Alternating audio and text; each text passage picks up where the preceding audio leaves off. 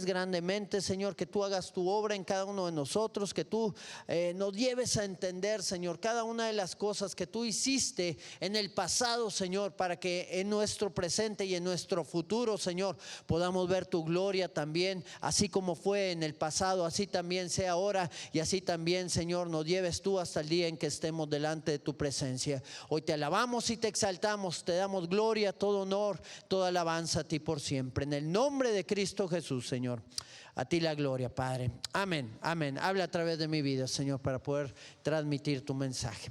Amén, Señor. Muy bien, yo tengo para ti un tema especial.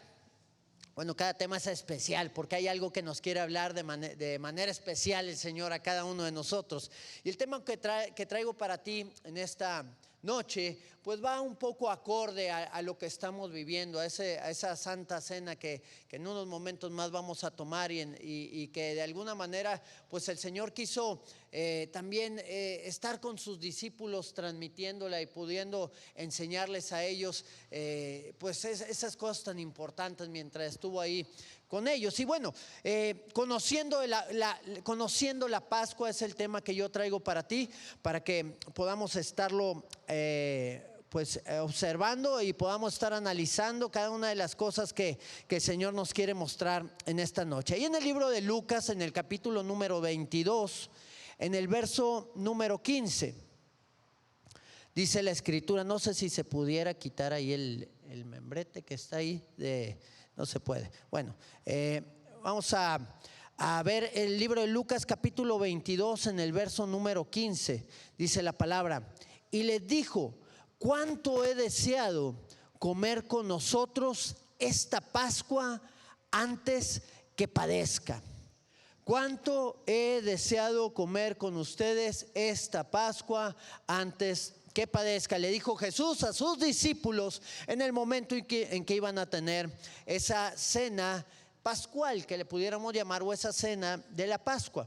La Pascua, déjame decirte que es una celebración que se da en el pueblo judío y en el pueblo cristiano. ¿Ok? Es una celebración que así como los judíos la llevan, nosotros también como cristianos la llevamos. Pero el problema es que a través de los años se ha ido desvirtuando de muchas maneras y con muchas variantes, de tal manera que muchos no tienen ni la menor idea de lo que significa la Pascua o de lo que es la Pascua. Algunos si tú le preguntas a un niño, oye, ¿qué es la Pascua para ti? Bueno, pues es una coneja que tiene huevos de chocolate y que los esconde y que uno los tiene que encontrar, ¿verdad? La mayoría de los niños te van a decir, ¿por qué? Porque tienen desvirtuado lo que significa la Pascua. ¿Y a qué se debe esto? Es que, bueno, pues es una tradición que se ha estado enseñando, o una tradición que hizo un sincretismo con pues la práctica de la Pascua. El sincretismo es la unión, ¿verdad?, de prácticas paganas, porque esta coneja, esta famosa coneja, era una remembranza de la diosa de la fertilidad, que era la diosa Easter. Por eso le dicen Easter, la Pascua, lo relacionan mucho con la Pascua. Allá en los pueblos anglosajones en el norte de Europa llevaban esta práctica antes de la era cristiana. Cuando viene la era cristiana, pues la empiezan a unir y empiezan a hacer sus pues enjuagues y menjurjes, de tal manera que dicen que la coneja, que representa la fertilidad, porque tiene muchos conejitos, pues esta coneja un día estaba ahí en la tumba de Jesús y se puso muy triste porque se había muerto. Entonces resucitó y esta conejita empezó a llevar esos huevos de chocolate a toda la gente de colores para que pues se pusieran contentos y alegres porque había resucitado. Bueno, qué engaño tan grande, ¿verdad? Y bueno, yo creo que tenemos que tener bien claro qué es lo que significa la Pascua, que no tiene nada que ver con ninguna coneja, por si tú también así lo creías, ¿ok? La verdad de las cosas es que el enemigo siempre trata de traer distractores a lo que Dios quiere hacer y siempre trata de desvirtuar la verdad, trata de engañar para desviar la atención de la verdad. Entonces, en este tiempo, en vez de muchos estar celebrando la victoria de Cristo, pues están celebrando de vacaciones, están celebrando en diferentes lugares, embriagándose y haciendo un montón de cosas que van totalmente opuestas a lo que el Señor quiere hacer. Déjame decirte que en esta ocasión, que bueno, ya se acercaba la muerte de Cristo, Jesús estaba celebrando la Pascua con sus discípulos, como seguramente lo había hecho en años anteriores. La Pascua que estaba celebrando Jesús era la Pascua judía, ¿ok? No era la Pascua cristiana, ¿verdad? Era la Pascua judía. ¿Por qué? Porque todavía no iba al Señor y todavía no se celebraba la Pascua cristiana. Ahora, esta Pascua era la última Pascua que él iba a tener con ellos. Entonces era una Pascua que se estaba celebrando de una manera especial. Jesús lo sabía y él quería hablarles a ellos, enseñarles muchas cosas, porque eran los últimos momentos en que iba a estar junto con ellos. La Pascua que estaba celebrando Jesús era una celebración judía llamada el Pesaj. Y este Pesaj, que así se dice en hebreo, la Pascua, la palabra Pascua, conmemoraba el evento en el cual los judíos estaban de esclavos en Egipto y estos pues los tenían sometidos, los tenían ahí abrumados, no los dejaban ir, los tenían esclavizados, y Dios mandó plagas sobre el pueblo de Egipto para que ellos pudieran caminar en libertad. Jesús, antes de mandar la última plaga, que fue pues la muerte de los primogénitos, dio varias instrucciones para poder celebrar este último día en el cual ellos iban a estar ahí en Egipto. Les dio una cena especial que tenían que tener, les dijo algunas cosas especiales que ahorita vamos a estar hablando de cada una de ellas, para que la muerte no llegara a sus lugares, a la casa donde ellos estaban habitando. Las escrituras dicen en el libro de Romanos, en el capítulo número 15, en el verso número 4, porque las cosas que se escribieron antes para nuestra enseñanza se escribieron, a fin de que por la paciencia y la consolación de las escrituras tengamos su esperanza. Muy bien, ¿qué fue lo que sucedió en el pasado que nos va a enseñar a nosotros en el presente? Vámonos al pasado, pero no vámonos a la época en la cual Jesús celebró la Pascua con sus discípulos. Vámonos más atrás, en el tiempo en el cual se celebró la primera Pascua, en el tiempo en el cual el Señor les empezó a dar esas directrices al pueblo de Israel para que ¿cómo le pudiéramos llamar? Esa ilustración que el Señor estaba haciendo en este tiempo se pudiera manifestar después en el tiempo de Jesús, y muchos años después nosotros también la pudiéramos aplicar en todas estas cosas. Vamos a ver este primer evento de lo que sucedió en Egipto en la Pascua judía, para ver cómo se relaciona con la cena que tuvo el Señor, la Santa Cena que nosotros le llamamos, que tuvo el Señor con sus discípulos, esa última cena donde Él estuvo con ellos. En este caso, yo quisiera enfocarme en los elementos, ¿ok? En los elementos que fueron descritos en esa primera Pascua, para ver cuál es su significado o qué es lo que estos representaban y cómo es que vinieron a aplicarse de la misma manera en esa segunda Pascua cuando Jesús estuvo con sus discípulos. Ok, estos elementos son 4 elementos que yo pude observar. Y que yo creo que es muy interesante lo que vamos a estar viendo en cada uno de ellos. Fíjate muy bien, porque el primero de estos elementos era el cordero. Ok, la Santa Cena que llevó Jesús no fue una galletita y un vasito de vino, de jugo de uva, ¿verdad? La Santa Cena era una cena. ¿verdad? Esa cena que el Señor tuvo con sus discípulos era una cena completa que incluía pues el cordero, que incluía algunas otras cosas que ahorita te voy a ir hablando, pero la primera de ellas era el cordero. Muy bien, vamos allá al libro de Éxodo, vamos a estar viendo este pasaje en el capítulo 12, en el verso número 3. Y dice el Señor, dice: hablad a toda la congregación de Israel diciendo: en el 10 de este mes, tómese cada uno un cordero según las familias de los padres, un cordero por familia. Ok, ¿el 10 de qué mes? Del primer mes. Para los judíos este iba a ser el primer mes. El Señor estaba instituyendo la Pascua, ¿verdad? Y a los 10 días cada familia iba a tomar un cordero, ¿ok? Lo iba a comprar o no sé, lo iba a tomar y se lo iba a llevar ahí a donde estaban ellos. Vamos allá al verso número 5. Dice la escritura: el animal será sin defecto, macho de 1 año, lo tomarán de las ovejas o de las cabras. Ok, una de las cosas que tenía que hacer el pueblo de Israel en esta primer Pascua, ellos todavía estaban, recuérdalo, yo quiero que veas un poquito el ambiente en el cual ellos estaban viviendo. Habían venido muchas plagas sobre los egipcios, había una crisis, y ahorita con una plaga nosotros estamos viviendo en una crisis muy fuerte. Bueno, sobre ellos ya habían llegado 9 plagas y la que venía pues iba a estar bien fuerte, ¿verdad? Y ellos estaban viviendo en un ambiente de crisis, pero las plagas no los habían tocado al pueblo de Israel, ¿ok? Ellos estaban guardados, ellos estaban seguros en el Señor. Y el Señor les manda a hacer algunas cosas porque venía lo bueno. Venía el punto en el cual el Señor los iba a liberar. Y les llama a que trajeran un cordero. Muy bien, este cordero representaba a Jesucristo. Lo que iba a suceder muchos años después, ahí en esa cena pascual, se iba a representar en la figura de Jesucristo.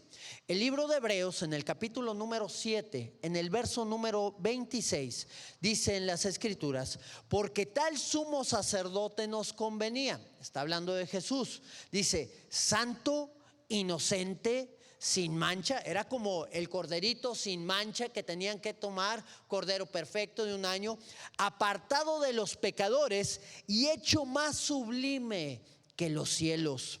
Dios había provisto a este cordero sin mancha desde hace mucho tiempo atrás.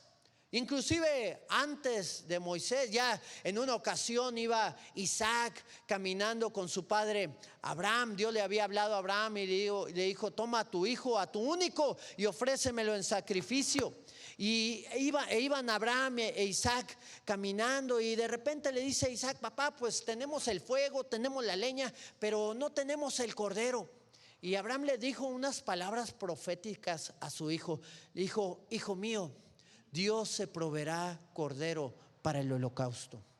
Y el Señor ya estaba proveyendo a su Hijo Jesucristo para el holocausto, para el sacrificio. ¿Qué sacrificio? Un sacrificio que se tenía que pagar por el pecado, porque la paga del pecado era la muerte. Tú y yo teníamos que morir a causa de nuestros delitos y de nuestros pecados. Pero vino un rescate, vino la salvación de parte de Dios. Pero como Él es justo, Él tenía que hacer cumplir la misma ley que Él había dado, y Él entregó a su Hijo para que muriera por nosotros. Él se había provisto ese cordero perfecto, sin mancha, por ti y por mí. Y así fue como la Pascua se iba a celebrar también con sus discípulos, con ese elemento del cordero. El libro de Éxodo, en el capítulo 12, vamos ahí a avanzar en este capítulo, en el verso número 6, dice: y lo van a guardar hasta el día 14 de este mes. O sea, iban a ir por el cordero el día 10. Si nosotros lo viéramos en nuestro calendario, el 10 de enero iban a ir por el cordero, y el día 14 pues iban a a hacer algo interesante aquí. Bueno, el mes de Nisan, que es el mes en el cual empieza el calendario judío, es ahí entre marzo y abril de nuestro calendario. Por eso la Semana Santa se celebra más o menos en las fechas de marzo o de abril, porque está muy ligado a cómo va el calendario judío. Pero dice aquí, van a tomar al cordero en el día 10 y el día 14. Dice, lo van a guardar, va a estar en sus casas hasta el día 14. ¿Qué significa esto? Que iba a estar ahí, que lo iban a guardar hasta el día 14, que durante 4 días el corderito iba a estar con ellos. Iban a estar jugando, tal vez los niños ahí con el corderito, lo iban a estar acariciando. Pues un corderito causa mucha ternura, ¿verdad? Y ahí pudieran estar ahí con él. Pero el día 14 dice, se va a inmolar. Y toda la congregación del pueblo y lo inmolará, dice, toda la congregación del pueblo de Israel entre las 2 tardes. Muy bien. Los judíos dividen el día en 2 partes. Si nosotros, bueno, es un tema un poquito largo, pero déjame te lo especifico de una manera más entendible. Cuando estaba hablando aquí de las 2 tardes, estaba especificando que el tiempo o el horario en el cual tenían que matar a ese cordero tenía que ser entre las 3 y las 4 de la tarde. Ok, Jesucristo fue muerto en la hora novena. Fíjate cuántas cosas se van cumpliendo a través de esta escritura, en cuántas cosas el Señor va mostrándonos cómo Él fue revelándose a través de esto que sucedió en el pasado, también en el futuro. Cosas que no estaban en sus manos, cosas que estaban en las manos de los romanos, pero ellos sin saber y sin entender, ellos hicieron todo lo que en la escritura ya estaba descrito. Cada una de las cosas el Señor las estipuló al pie de la letra en esta primera Pascua. Dice, lo van a guardar hasta el día 14, van a estar teniendo una relación con Él y luego va a morir. Qué difícil, ¿no? Yo creo que muchos niños pudieron llorar porque tal vez creyeron que tenían ahí alguien con quien estar, alguien con quien jugar, una mascota, no sé, pero de repente lo iban a tomar los padres y lo iban a inmolar. Ahora, esta palabra tal vez pueda ser medio extraña para muchos. ¿Qué significa inmolar? Inmolar es, bueno, tiene 2 vertientes. Yo vi dos instrucciones. La primera es sacrificar una víctima a un Dios como signo de reconocimiento o de obediencia. ¿Ok? Inmolar es sacrificar una víctima a un Dios como signo de reconocimiento o de obediencia. Esa es la primera. ¿Cumplió el Señor Jesucristo esa primera descripción? Sí. Dar la vida, la segunda es dar la vida o sacrificarse por un ideal, por una causa o por el bien de otras personas. ¿Cumplió el Señor Jesucristo esto? ¿Sí lo cumplió o no lo cumplió? Claro que sí, porque vino a sacrificarse. Él dio su vida por sí mismo. No se inmoló como los hindúes que se rocían de gasolina porque les van a quitar el Tibet o por cualquier otra cosa, porque va a pertenecer a China. No, Él dio su vida para que tú y yo pudiéramos tener vida y salvación. Primeramente, Jesús obedeció al Padre al entregar su vida por ti y por mí. Y mira qué gran amor tuvo el Padre con nosotros al permitir que su Hijo pagara el precio que nosotros teníamos que pagar. Y segundo, Jesús dijo, nadie me quita la vida, yo la doy. Nadie le ganó al Señor Jesucristo. Él ganó, Él venció, pero Él dio su vida por ti y por mí. Jesús fue sacrificado a la hora novena, dice la escritura, esto es a las 3 de la tarde. Juan el Bautista vio a Jesucristo que venía hacia él, ahí en el capítulo número 1, versículo 29 del libro de Juan. Y él dijo, he aquí el Cordero de Dios. Aquí viene ese Cordero de Dios que está descrito desde hace muchos años, que quita el pecado del mundo. Ese Cordero que se ha llevado en la práctica judía durante tantos años, a través del cual lo sacrifican para que el perdón de los pecados venga sobre aquellos que han atentado en contra de la ley, en contra de la verdad. Ahí viene el Cordero de Dios que quita el pecado del mundo. El apóstol Juan, en el libro de Apocalipsis, en el capítulo 13, en el verso número 8, dice, y lo vio también al Señor Jesucristo en esa revelación que tuvo. Y dice, y le adoraron todos los moradores de la tierra. Está hablando de la bestia. Dice, cuyos nombres no estaban escritos en el libro de la vida del Cordero que fue, ¿qué? Que fue inmolado desde el principio del mundo.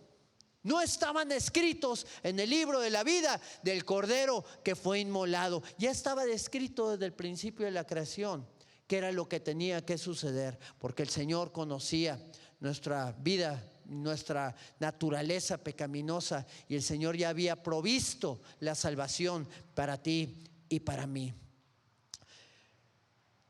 La segunda parte o el segundo elemento que podemos ver en la Pascua, pues es el vino, el jugo de uva, o como le quieras. Es un tema muy largo que pudiéramos también tocar en este aspecto, pero yo quiero que nos guiemos en el aspecto principal, en la representación que tuvo. ¿Qué era lo que representaba el vino en la Santa Cena? Era la sangre. Muy bien. Vamos ahí al libro del Éxodo, en el capítulo 12, en el verso 7. Vamos a seguir caminando en este capítulo. Dice, y tomarán la sangre ¿de quién? Del Cordero, ¿ok? Y la pondrán en los dos postes, ¿ok? ¿Dónde están los dos postes? De la puerta. Está hablando de una puerta. ¿Las puertas eran de qué? ¿De fierro forjado? ¿De qué eran? De madera, ¿verdad?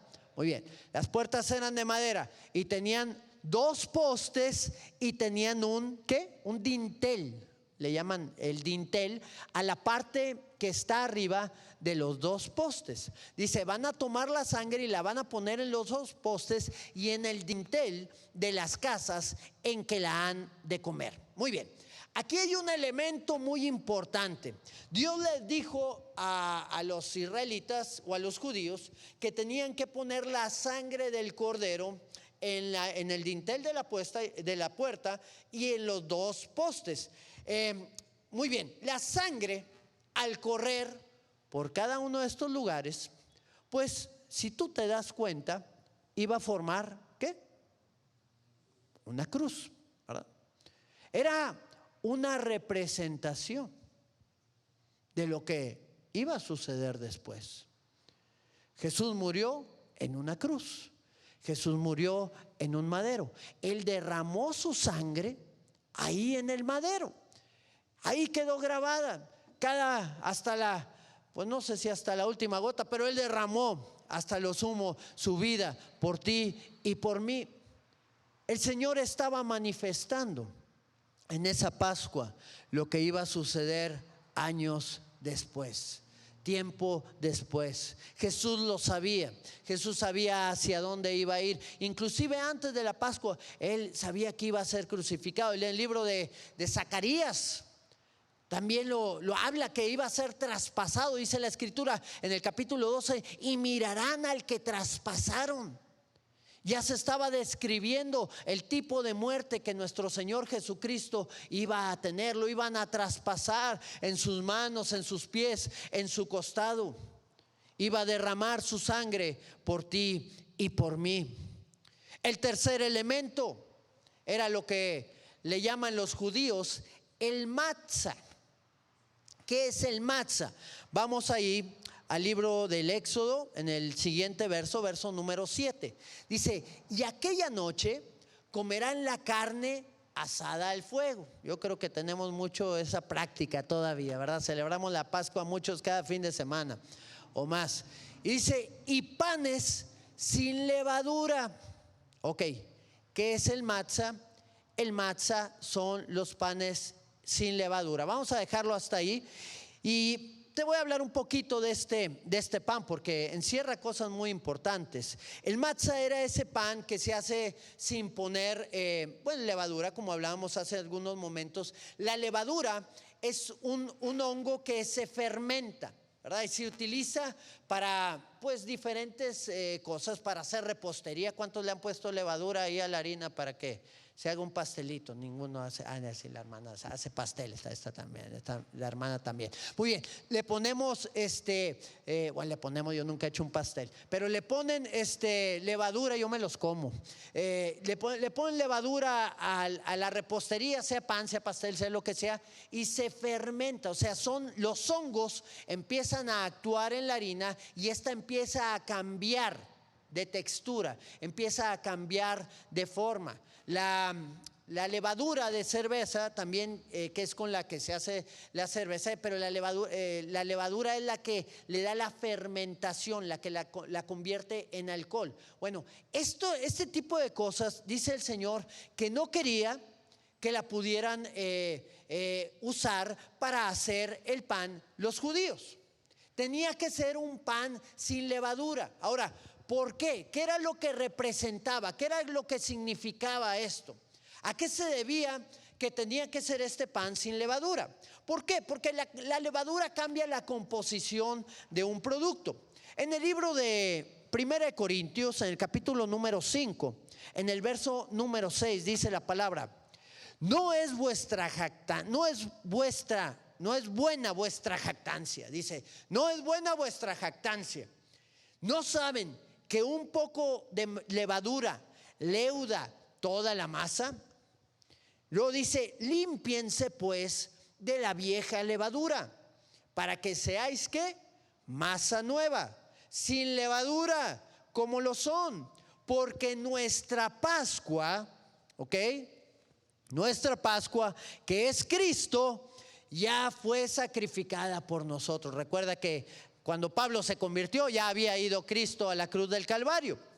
Luego dice el verso 8, así que celebremos la fiesta. ¿Cuál fiesta? Pues de la Pascua y de nuestra vida, que tiene que ser una fiesta no con la vieja levadura, ni con la levadura de malicia y de maldad, sino con panes sin levadura, de sinceridad y de verdad.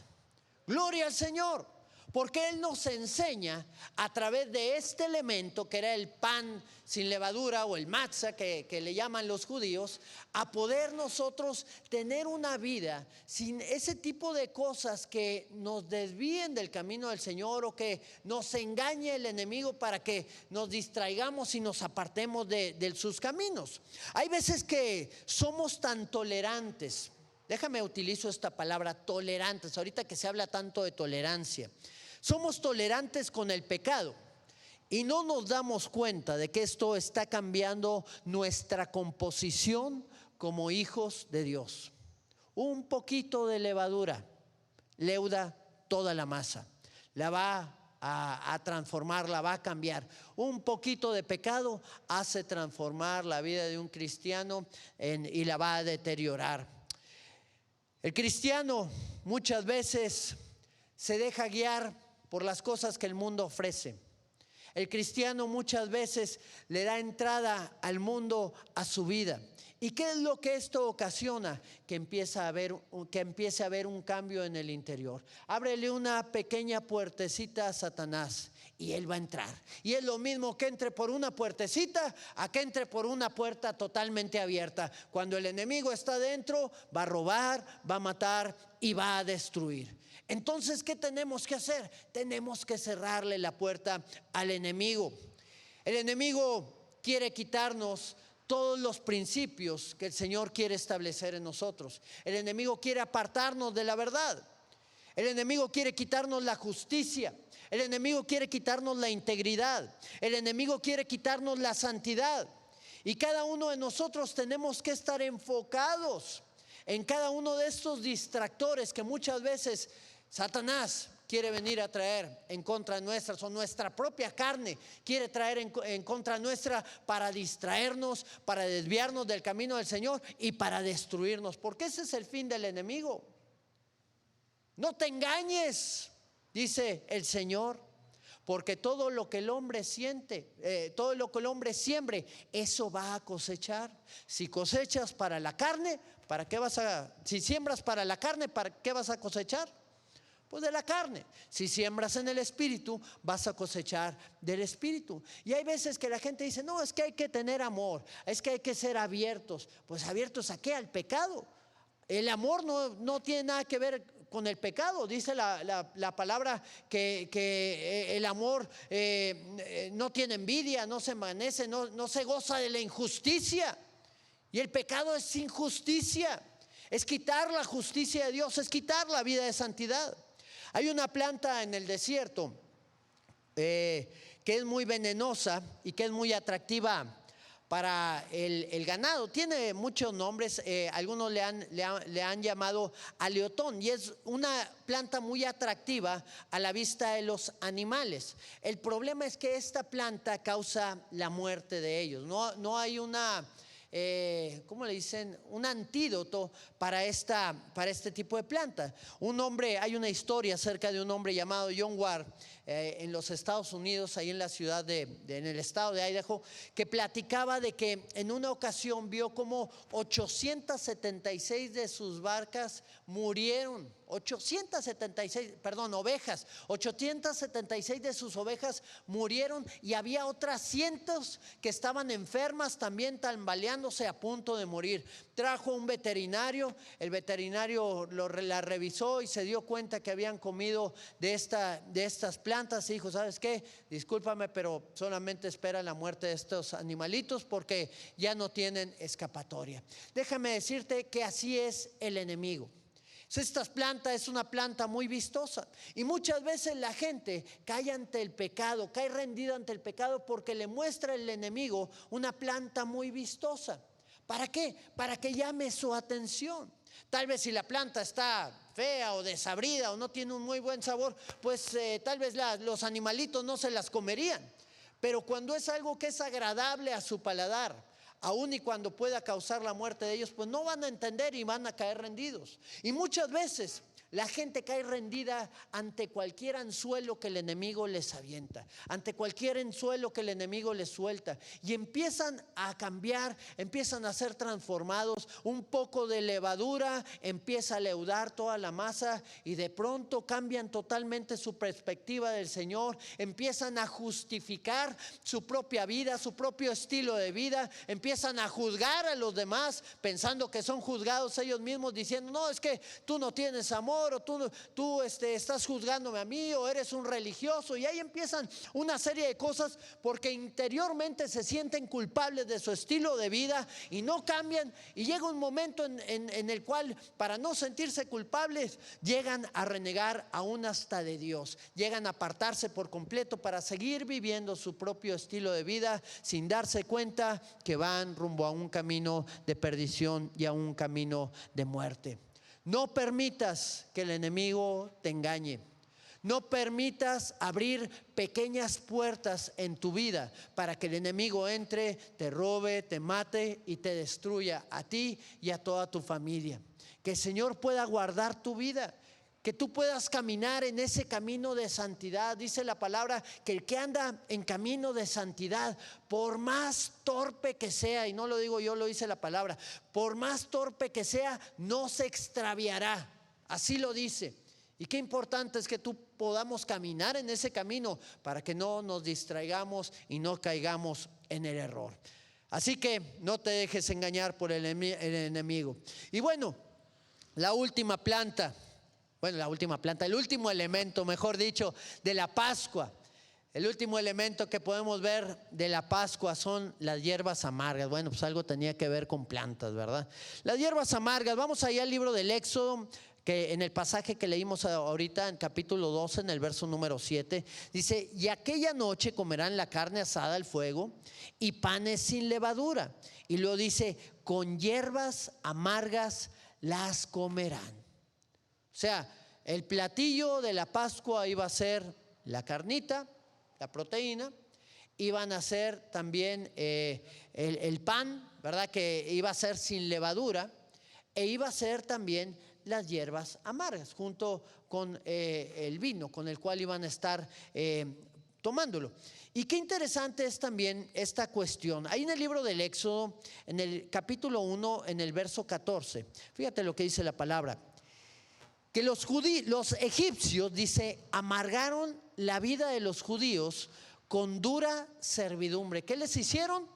Amargaron su vida, ¿ok? En hacer barro y ladrillo y en toda labor del campo y en todo su servicio al cual los obligaban con rigor. El enemigo, déjame decirte que siempre va a tratar de amargar nuestras vidas. Va a tratar de hacerlo. Los judíos estaban experimentando tiempos muy difíciles en esa primera Pascua. ¿Por qué? Porque los egipcios estaban sobre de ellos y aún con esas crisis quisieron darles mayor trabajo, mayor esfuerzo para que pues no pensaran en otras cosas, según le decía Faraón a Moisés, y pusieron una carga más fuerte sobre de ellos. Y así está el enemigo muchas veces en contra de nuestras vidas, poniendo cargas sobre cargas sobre cargas. Tenemos que saber que debemos de depositar esas cargas en el Señor, que si nosotros queremos estar cargando todas esas situaciones en nuestra vida, no vamos a poder salir adelante. Tenemos que tomarnos de la mano del Señor, entregarle a Él esas cargas, esas dificultades que muchas veces estamos viviendo y enfrentando, y alcanzar las cosas que Él tiene preparadas para la vida de cada uno de nosotros. No dejes que el enemigo te amargue. A mucha gente, desde su infancia, el enemigo ha tratado de destruirlos. Tal vez con los padres que le dio. Tal vez no fueron los mejores padres que ellos pudieron haber soñado o que quisieron haber tenido. Y eso vino a traer muchos problemas en la vida de mucha gente. Tal vez enfrentaron muchas dificultades, tal vez enfrentaron divorcios, tal vez enfrentaron abusos, tal vez enfrentaron tantas cosas que vinieron de parte de gente que estaba dañada, que estaba herida, que en algún momento le había abierto también la puerta al enemigo, y el enemigo había hecho con ellos lo que quería y quería hacer también a través de ellos su obra para destruir a otras personas. Recuerda que el Señor actúa en nosotros, pero también actúa a través de nosotros. Cuando somos tocados por el Señor, empezamos a ser un instrumento en sus manos, pero también podemos ser un instrumento en las manos del enemigo. Si este entra en nuestras vidas, créeme que vas a destruir todo lo que tengas alrededor tuyo, tu familia, tu casa, tus hijos, todo lo que en lo que pongas manos tu trabajo, vas a destruirlo. ¿Por qué causa? Bueno, por la simple y sencilla cuestión de que el enemigo es el que está gobernando y está dirigiendo tu vida a través de tu naturaleza pecaminosa, a través de tu carne y a través de tantas cosas que nos dejamos gobernar por ellas en vez de entregarle el gobierno de nuestra vida a nuestro Señor Jesucristo. El Señor estaba haciendo una remembranza de las cosas que estaban por venir, de la amargura que iba a enfrentar el Señor Jesucristo allí en la cruz del Calvario, cuando Él estaba teniendo sed y le dieron vinagre a beber, de las cosas que experimentó. Pero esa amargura iba a ser transformada, iba a cambiar. ¿Qué es lo que sucedió en la primera Pascua? ¿Qué es lo que sucedió en ese primer lugar en donde los judíos celebraron esa Pascua? Vamos allá al libro de Éxodo, capítulo 12, en el versículo número 12.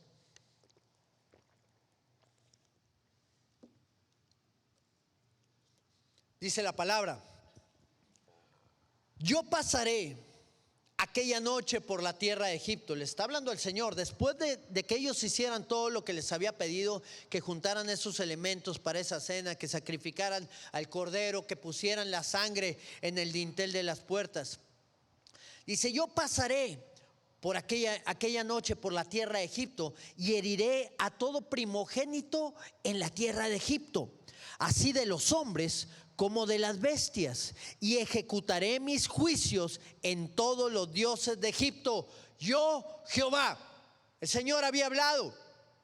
Y la sangre, verso número 13, va a ser por señal en las casas donde ustedes estén. Y veré la sangre y pasaré de vosotros, y no habrá en vosotros plaga de mortandad cuando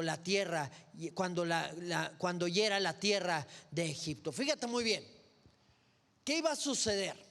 El Señor iba a venir con brazo fuerte e iba a traer juicio sobre la vida de Egipto.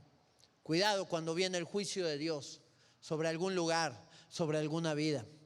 Y aquí estaba el pueblo de Egipto, endurecidos, no queriendo dejar al pueblo de Israel para que pudiera caminar en la libertad a la cual el Señor les estaba llamando. Muchos de nosotros estamos sometidos a Faraón, a ataduras, estamos sometidos a esclavitud de muchas formas. Mucha gente está sometida a vicios, a formas de actuar, a pornografía, fornicación, adulterio, a tantas cosas que la gente pues se deja llevar por el enemigo, cae en el anzuelo, cae en la provocación del enemigo y pierden todo lo que Dios les había dado, todo lo que el Señor quería darles aún más. Recuerda, si tú ves las escrituras, vas a darte cuenta de David, cómo el Señor le iba dando, y dice, y aún le hubiera dado más, si no es porque ¡pum!, cayó con Betsabé. Y de ahí para adelante, pobre David, le fue como en feria, con su familia, con sus hijos, en todas las cosas. O sea, Dios le ayudaba y le daba victorias, pero enfrentó un montón de situaciones que no tenía por qué haber pasado. Pero el enemigo lo engañó, el enemigo le lanzó el anzuelo y David cayó. Y así mucha gente ha caído. Pero aquí dice el Señor a la gente que estaba celebrando la Pascua, estaba haciendo una remembranza de cómo Él iba a traer libertad y cómo iba a traer juicio sobre todos nuestros enemigos. ¿Cuántos saben que el Señor va a traer juicio sobre nuestros enemigos?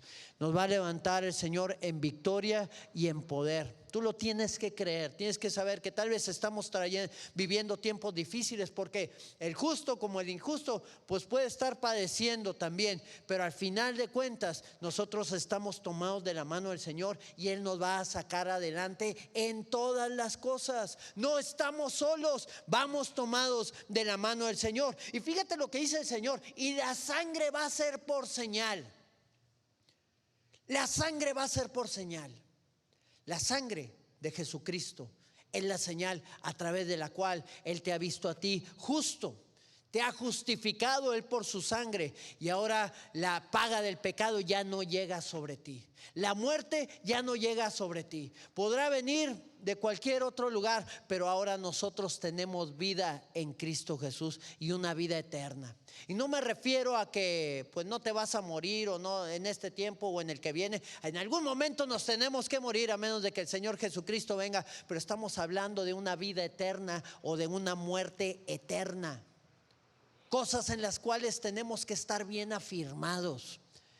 Que la sangre de Cristo realmente esté gobernando, esté cubriendo nuestras vidas para traer esa victoria. ¿Por qué? Porque el Señor va a ver si esa sangre está sobre tu vida o si nosotros hemos pisoteado esa sangre que ya fue derramada en la cruz del Calvario. Y luego dice el verso 14: y este día os será en memoria. Les estaba diciendo el Señor al pueblo judío: este día va a ser en memoria para ti, y lo van a celebrar como fiesta solemne para Jehová durante vuestras generaciones. Por estatuto perpetuo lo celebrarán. Estaba instituyendo la primera Pascua para ser celebrada por generaciones, por estatuto perpetuo. Jesús estaba celebrando la Pascua muchos años después de esa primera institución, y ahora nosotros estamos celebrando esa Pascua gloriosa a través de la cual el Señor Jesucristo cumplió lo que el Señor había ilustrado como un plan profético de lo que iba a suceder tiempo después a través de la vida de su Hijo. Tú y yo ahora podemos celebrar esa Pascua confiando en que Dios va a llevarnos de poder en poder y de gloria en gloria en todas las cosas que nosotros podamos enfrentar. Dios había dado instrucciones al pueblo de Israel que tenían que seguir al pie de la letra esta Pascua para que la muerte no los alcanzara. Qué importante es que tú y yo podamos estar atentos a todas estas cosas y saber que el Señor quiere llevarnos de victoria en victoria en todo tiempo y en todo momento. Yo quisiera que pudiéramos prepararnos en este tiempo para poder pues recibir esta Pascua también, todos nosotros. El Señor la siguió instituyendo. Él lo dejó en memoria también para cada uno de nosotros, así como lo estableció el Señor, el Padre, hace mucho tiempo a través de las Escrituras, que iba a ser por pacto perpetuo. También Jesucristo dijo: hagan esto en memoria mía. ¿Hasta cuándo? Hasta que celebremos esa Pascua delante de su presencia, hasta que estemos en las bodas del Cordero, alabándole y exaltándole por toda la eternidad. Qué gran victoria vino a traer el Señor a través de esta Pascua. Así que no tiene nada que ver con ninguna coneja, tiene que ver con la victoria gloriosa de nuestro Señor sobre el pecado, sobre la muerte y sobre Satanás. Él venció y a nosotros nos ha hecho más que vencedores por medio suyo. Si tú nunca has entregado tu vida a Cristo, hoy es un buen tiempo para que tú lo puedas hacer. Él ya pagó el precio por ti. Él ya murió en la cruz del Calvario. Ahora está de tu lado. Ahora a ti te toca entregarles tu vida a Él. Ahora a ti te toca reconocerle a Él como tu Señor y como tu Salvador. Cuando tú le haces tu Salvador y tu Señor, cuando Él gobierna tu vida, ya el enemigo ya no tiene parte en contra tuya. Ahora Él te renueva, ahora Él trae una nueva vida y ahora podemos caminar día tras día tomados de su mano y siendo guiados por Él. Y esto nos va a llevar al éxito. ¿Y cuál es el éxito?, dijo alguien. Pues el éxito es estar en el centro de la voluntad de Dios. Es estar caminando en su voluntad y en su propósito en todas las cosas que hagamos y en todas las cosas que enfrentemos. Y si tú nunca has entregado tu vida a Cristo, yo te voy a invitar a que tú lo hagas en esta noche y que le digas al Señor estas palabras. Yo quisiera ayudarte a hacer esta oración. Inclina ahí tu rostro y dile al Señor Jesucristo: Padre, en el nombre de Jesús, Padre, en el nombre de Jesús, yo entrego mi vida a ti. yo entrego mi vida a ti. Cierro las puertas de mi corazón Cierro las puertas de mi corazón a toda la obra del enemigo a toda la obra del enemigo y abro mi corazón a ti. y abro mi corazón a ti.